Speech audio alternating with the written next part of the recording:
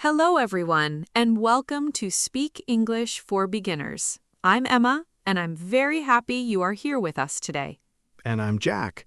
Maybe you were listening at home, on your way to work, while cooking, or while taking a walk. Wherever you are, we hope you can relax and enjoy some easy English with us. Today, we are talking about a problem that almost every English learner knows very well. Oh yes, it is that uncomfortable moment when someone speaks to you in English, you understand them, you want to answer, but suddenly your mind becomes completely empty. You know English, you know words, you studied grammar, but your brain says, "Sorry, we are closed today." Exactly. And you just stand there thinking, I know how to speak English. Why can't I say anything? So today our topic is how to stop freezing and what to say when you don't know what to say in English. We will practice simple phrases that can help you continue a conversation even when you need more time to think.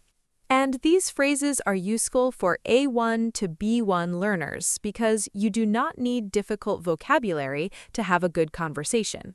You also do not need to answer immediately. That is something many learners forget.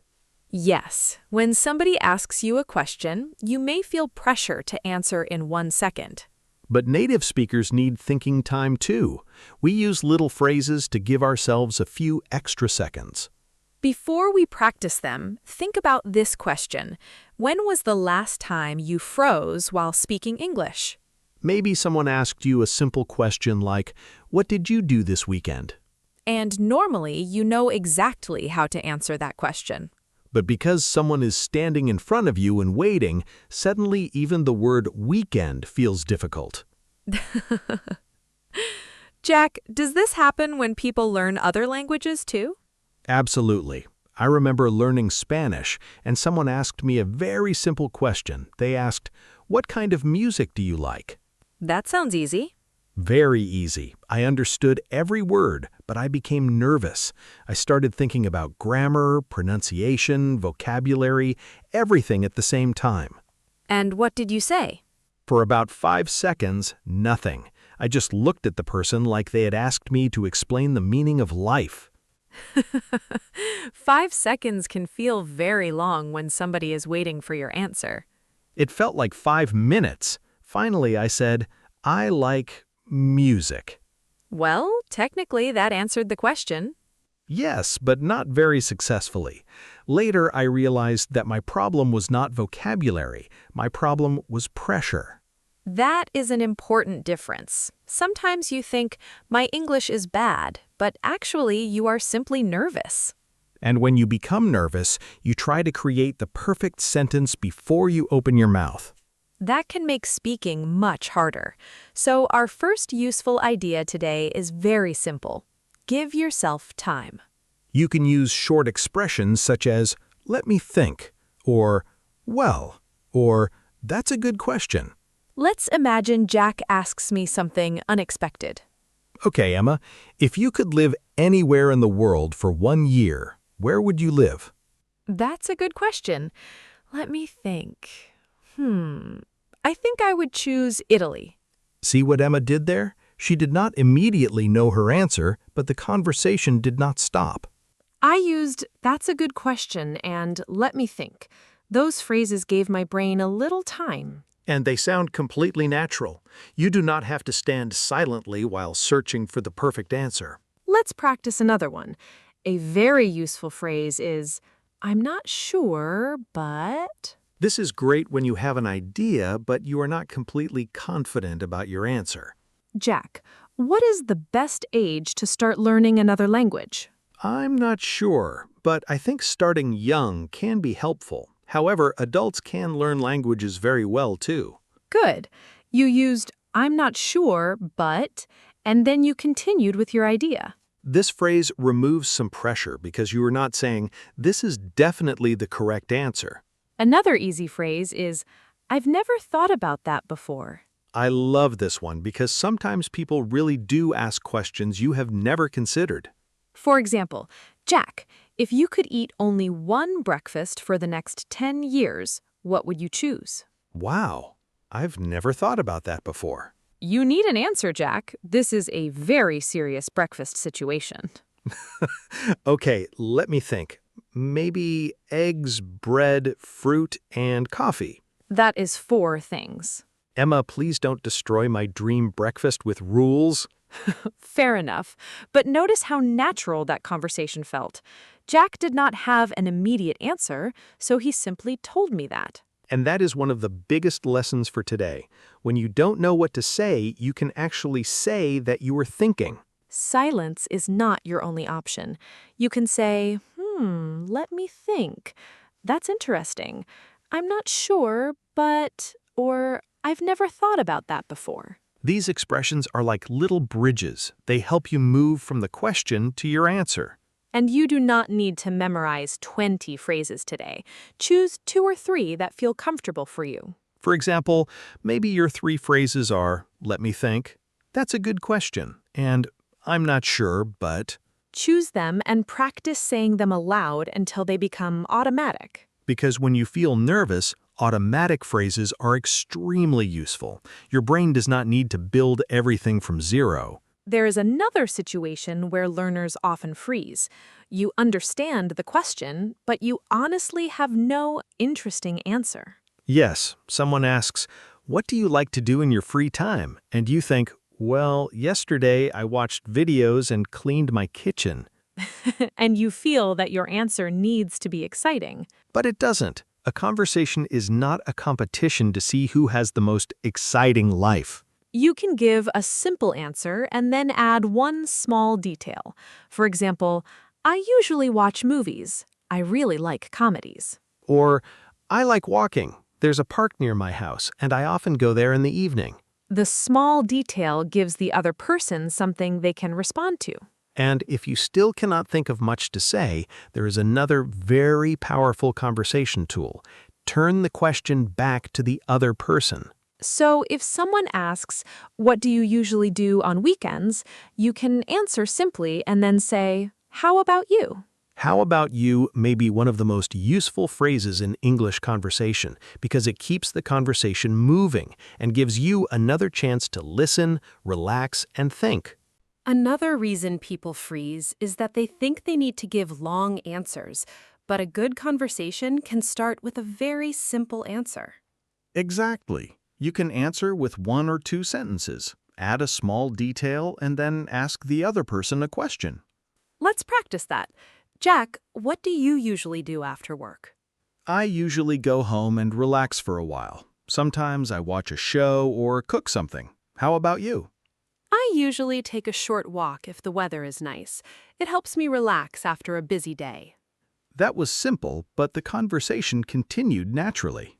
And notice that neither of us used difficult English. Simple English can create a very good conversation. Now, imagine someone asks you a question and you understand most of it, but not everything. This is another moment when learners sometimes freeze because they're afraid to say, I don't understand. But asking someone to repeat something is completely normal. You can say, sorry, could you say that again? Or simply, sorry, I didn't catch that. I didn't catch that means you did not hear or understand what the person said. Emma, let's make an example. I'll speak a little too quickly. Okay, I'm ready. What do you usually do after work when you have free time? Jack! Sorry, I didn't catch that. Could you say it again? Of course. What do you usually do after work when you have free time? Oh, I usually read or listen to music. See, you do not have to pretend that you understood. Pretending can actually make the situation harder because then the person continues talking and you become even more confused. And soon you are smiling and saying yes to something you don't understand. That can be dangerous. Maybe they asked, do you hate pizza? And you happily said, yes, absolutely. Please protect your relationship with pizza. Ask people to repeat themselves. Sometimes, however, you hear the sentence clearly, but there is one word you do not know. In that situation, you can ask, what does that mean? Or you can be more specific and say, what does exhausted mean? And the other person might explain, exhausted means very tired. Then you can react naturally. Oh, I see. Yes, I was exhausted yesterday. Now you have learned a new word and continued the conversation at the same time. Another useful expression is, do you mean? This is helpful when you think you understand, but you want to check. For example, imagine I say, I'm thinking about moving closer to my office. Do you mean you want to find a new apartment near your workplace? Exactly. So I did not freeze when I was unsure. I checked the meaning. This is an important habit. Good speakers do not understand everything perfectly all the time. They know how to manage moments of confusion. Now, let's talk about another common problem. Sometimes you understand everything, but you simply don't know much about the topic. Someone might ask, "What do you think about electric cars?" And maybe you know almost nothing about electric cars. You do not need to invent an intelligent answer. You can say, "I don't know much about that, but it sounds interesting." Or, "I'm not really familiar with that. What do you think?" I'm not familiar with that means you do not know very much about the subject. And again, you can return the conversation to the other person with a question. Jack, what do you think about growing vegetables at home? I don't know much about it, actually. Have you ever tried it? Yes, I tried growing tomatoes once. Was it successful? Well, I grew one tomato. One tomato? That sounds like a very exclusive farm. Yes, production was limited. But that example shows another useful skill. Ask a follow-up question. A follow-up question is a question connected to what the other person just said. If someone says, I went to Turkey last year, you can ask, did you enjoy it? Or, what was your favorite place? If someone says, I started a new job, you can ask, how is it going? If someone says, I watched a great movie yesterday, you can ask, what was it about? You don't need to create a completely new topic every 30 seconds. Listen for one interesting detail and ask about that detail. This takes pressure away from you because the other person gives you material for the conversation. Think of conversation like passing a ball. You don't need to keep the ball forever. You say something, ask something, and give the other person a chance to speak. And while they are talking, you can listen for your next simple question. You can also use easy reactions like, really, that's interesting, that sounds fun, or, oh, I see. These little reactions show that you are listening and they give the conversation a natural rhythm. So instead of searching for a perfect sentence, focus on 3 small things. React, add a little information, and ask a question. When you use those 3 actions, you always have somewhere to go, even when your mind needs a few extra seconds to find the words. Now let's talk about one more situation that can make you freeze. Making a mistake while you are speaking. This is a big one. You say something incorrectly, notice the mistake, and suddenly you stop thinking about the conversation. Your mind goes back to the mistake again and again. You think, oh no, I used the wrong tense. Meanwhile, the other person probably understood you perfectly and has already forgotten about it. Exactly. Imagine I say, yesterday I go to the supermarket. I made a grammar mistake, but did you understand me? Of course, you went to the supermarket yesterday. Right. I could quickly correct myself and say, sorry, I went to the supermarket, and continue. Or you can simply continue if the meaning is already clear. You do not need to stop the entire conversation for every small mistake. Think about your main goal when you speak. Your goal is communication, not creating a perfect grammar test. And if you forget a word, you can describe it using words you already know. This is one of my favorite speaking skills. Let's say I forget the word umbrella. Okay, how would you explain it? I could say, what's the word for the thing you use when it rains? An umbrella? Yes, umbrella. Thank you. Very easy. You did not know one word, but you still communicated.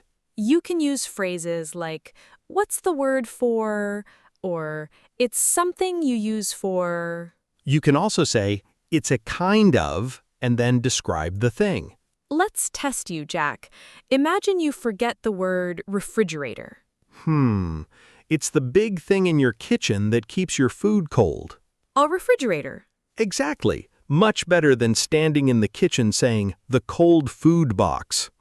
Actually, cold food box might work too. That is true, and that is the point. Use the English you have instead of worrying about the English you don't have. Now let's put everything together with a short conversation. Okay, Emma, what did you do last weekend? Let me think. I had a pretty quiet weekend. I met a friend on Saturday and stayed home on Sunday. How about you? I went hiking with some friends. Really? That sounds fun. Where did you go? We went to a place outside the city with a beautiful view. Nice. Was it difficult? A little. I was exhausted when we finished. Sorry, what does exhausted mean? It means very, very tired. Oh, I see. I know that feeling. Would you go there again? Definitely, but next time I'm bringing more water.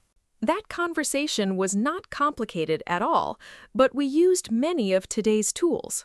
We used thinking phrases, reactions, follow-up questions, and a question about an unfamiliar word. So let's review a few expressions you can use when your mind suddenly goes blank. First, let me think.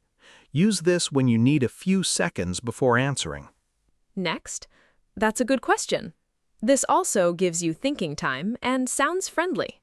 I'm not sure, but is useful when you want to share an idea without sounding completely certain. I've never thought about that before is perfect for an unexpected question. If you don't understand, say, could you say that again? Or, I didn't catch that. If you don't understand one word, ask, what does that mean? And if you don't know much about a topic, you can honestly say, I don't know much about that. What do you think? Finally, remember the easiest conversation saver of all, how about you? You can answer a question and then use those 3 simple words to keep the conversation moving. The important thing is not to memorize every expression at once. Choose 3 that you really like. Say them aloud several times. Practice them until they come out naturally. You can even pause this episode and imagine someone asking you a question. Then practice saying, let me think, before giving your answer. The more comfortable these expressions become, the easier it will be to use them when you feel nervous in a real conversation. And remember, a short pause does not mean your English is bad. You are allowed to think. You are allowed to ask someone to repeat something. You are allowed to forget a word. And you are definitely allowed to make mistakes. We all do. Speaking confidently does not mean always knowing exactly what to say. It means knowing how to continue when you don't know what to say. Before we finish, here's a little challenge. In the comments, answer this question in English. What do you usually do when you have a free evening? You can start with, let me think, and then write 2 or 3 simple sentences. And if you are practicing speaking, read your answer aloud instead of only writing it. Thank you for spending this time with us and practicing real, useful English. Keep listening, keep speaking, and don't wait for perfect English before you join a conversation.